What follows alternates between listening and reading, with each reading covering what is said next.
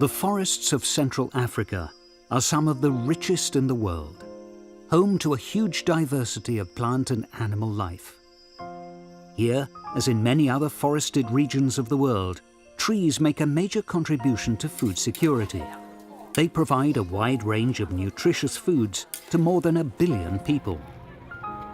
With 870 million people in the world experiencing food insecurity, and the commitment of the Millennium Development Goal of reducing hunger by half by 2015, the contribution made by forests and trees to food security and nutrition deserves urgent consideration. Government and policymakers have for a long time overlooked the important contribution forests and trees can make in order to improve food security and nutrition. And now it is about time to do something. It's early morning in the village of Esson in central Cameroon, and Patrice Mvezu is heading out hunting into the surrounding tropical forest. When his father used to hunt here, he might return with 4 animals in one day. These days, Patrice is lucky to find 1. Today, there's a dead porcupine in one of his traps. Usually, he'd bring it back for his parents and 14 brothers and sisters to eat.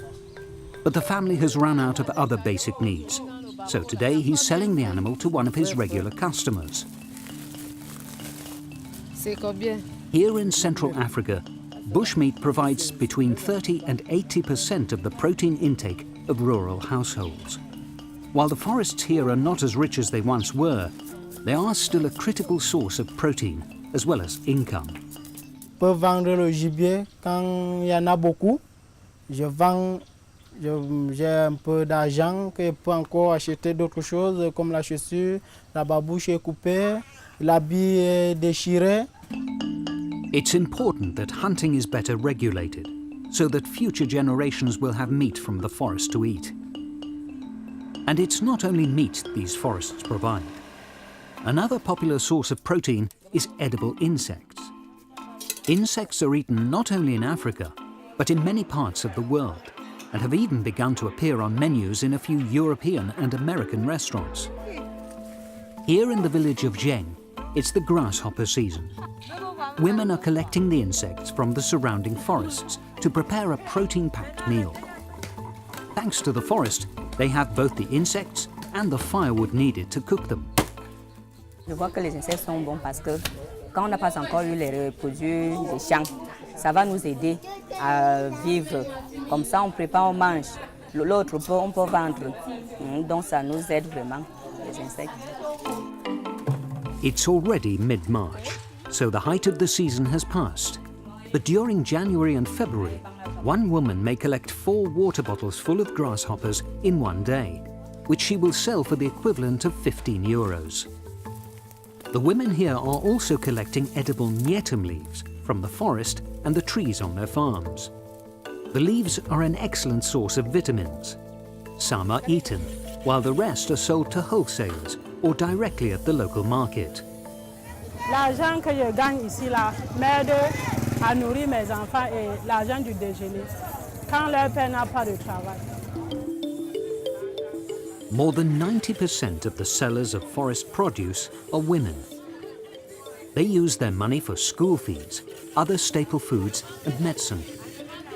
The role of women is very important, since they are responsible for ensuring that there is food on the table to feed the family. So, by benefiting women, forests and agroforests have a direct impact on food security. And while most of these women are just trying to make enough to sustain their families, a few have succeeded in building profitable businesses. Ça c'est le mbitakola. Ça c'est le poivre noir. Ça c'est les mangues sauvages. Et l'ensemble de tout ça m'a aidé vraiment à faire mon vrai business avec, parce que ça fait depuis 15 ans que je suis dans ce business. Et ça m'a permis vraiment d'envoyer même les enfants en Europe. Tout ça, à construire la maison que nous habitons avec mon mari. C'est tout ça qui nous aide, vraiment. Rose and her associate, Abdou Nji, travel to hundreds of remote villages around Cameroon, collecting their stock. There is a big market, both domestically and in the surrounding region for forest produce. A large percentage of their produce is sold to Nigerian buyers. Here, at the port of Idanao, the nyetum leaves are being bundled into bags for packing onto Nigerian boats for a weekly shipment to Nigeria. The market for Cameroon's 5 most important non-timber forest products is worth some $34 million, while both directly and indirectly it creates close to 300,000 jobs.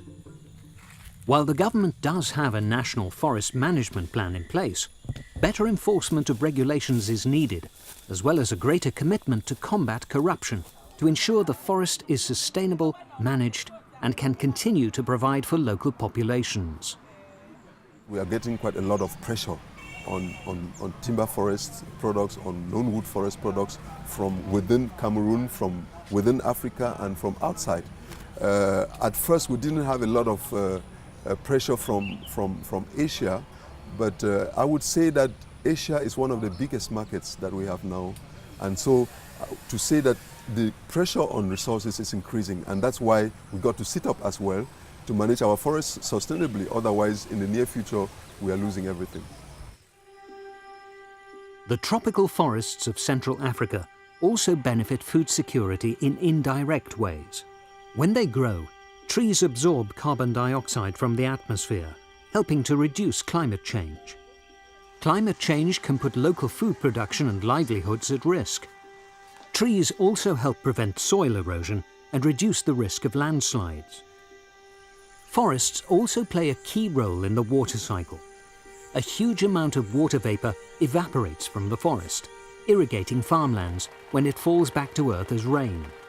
The trees capture this rainwater and the process begins again.